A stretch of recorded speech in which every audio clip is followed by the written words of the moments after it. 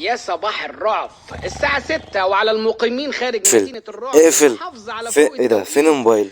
صح، بصور بيه. صحينا، خدنا الشنطة، رحنا صلينا، ودلوقتي متوجهين الى الجيم. عليا ساعة كان عليا ساعتها ظهر طبعا، وكان ده ساعتها جددت الاشتراك عشان خلص. مش فليكسنج، بس جو الجيم بعد الصبح كده بيبقى حاجة حلوة يعني، الواحد ما يطولش قدام المراية شوية. بعد ما خدنا تمرينة البنج طبعا، رحنا شفنا الحاجات اللي ورانا. كان عليا مذاكرة انجليزي عربي وحاجات كتير. من ضمن الحاجات اللي انا عملتها هو كورس تايم مانجمنت، اللي انا اصلا كاتب فيها اول حاجة نصايح ابو زيد للثانوية العامة. وكاتب فيها انا هكون هعمل ايه النهاردة. 1/9 لحد مذاكرة عربي ومذاكرة كيمياء، اعمل فيديو وانجليزي. ليتس جو. بعديها دي تشوف الزرع دي ما سميتهاش، بس هي موجوده لحد دلوقتي، ما طلعهاش جذور، انا مش عارف ايه. بس اهم حاجه ان نوجا كبرت. معرفش دي نوجا دي انا سميتها نوجا، دي كانت اول واحده كبرت. كنت اصلا عندي لعنه في الزرع، فحرفيا دي زرع. وبعديها دي اختها نوفا. بعديها بقى انا استغربت قوي اني دي صغيره دي سنه الصغيره دي اسمها تونه. تمام، كلهم طلعوا من نفس البذره، وما شاء الله بجد، من شخص اصلا ما كانش بيعرف يزرع لحاجه زي كده، فده انجاز. بص، حتى كلهم نفس البذره واحده، 3 مانجات من بذره واحده، ان شاء الله مباركه، زرعتها في اول الثانويه العامه.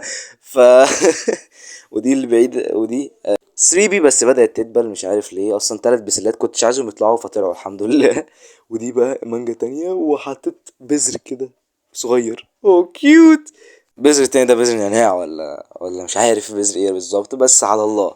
يب، تحس انهم عيالي والله بجد. انا في محاوله بقيس ان انا ارتب اليوم، تمام، من ان انا انظم اليوم هنا واحطه هناك، ارتبه عشان اصلا كنت بعمل كاستمايز قبل كده. فانا ابدا ارتبه وبعدها انزل على الموضوع ده، ان انا ازاي ارتب جدولي ودروسي ومنهجي في ثانويه عامه او دنيا. واهم حاجه اصلا هو لازم هي الترتيب. هو اصلا ببين الحاجات اللي انا المفروض ابدا بيها وكده. بس كان النهارده برضو غير الجيم وغير المذاكره، كان في شغل شويه ديزاين. كنت انا محتاج بعد ما عملت رتبت الكالندر طبعا، وشفت انا ورايا ايه، وكتبت كل ده في الصبح يعني. انا عادة مش كده، هو ده يمكن يعتبر يوم شبه مثالي او يوم شبه جامد. بعدها جالي شغل ساعتها على ديزاين، ومان انا لحد دلوقتي ما استعرضتش الديزاينز بتاعتي اللي انا بعملها. بس الفكرة اللي هو كان كام هذا الزبون بقى زبون بني ادم رخم، مع ان انا قلت مش هعمل ديزاينز عشان ثانويه عامه، بس ما جاتش على ده، قلت اعمل ده في السريع ولا بتاع. فاكتشفت هنا انك انت لازم تختار الزبون صح، ولازم تختاره حلو علشان ما خلاكش تشتش يعني ده حرفيا ضيع وقت. مش ضيع وقتي، انا ديزاين خلص فنيا، بس انا ماليش دعوه بالداتا انت، غير لما بعد خلصت اصلا ديزاين. وهنا بدات اذاكر. تمام، اول حاجه بيبقى عندي كراسه مثلا، مش يعني الفيديو ده مش عن تفصيل مذاكره بالظبط، بس في اليوم ده كنت بذاكر عربي، اللي هو اول تاسك اصلا النهارده، وكملته يعني. في اغلب التاسكس يعني واحد من الايام اللي انا انجزت فيها فعلا.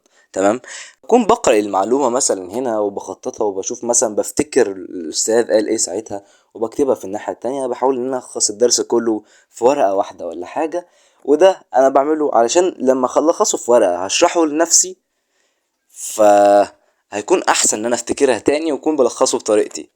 وغير كده ان انا احاول اشرحها لحد تاني، فده هينفعني اكتر ان شاء الله. واحاول برضو انفع بيها ناس.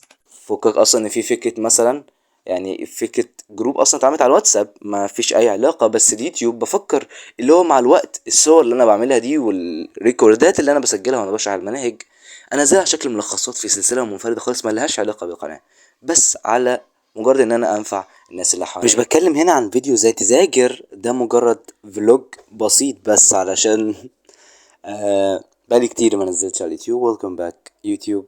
مش عارف، احاول انظم. ده طبعا كل الحاجات مثلا.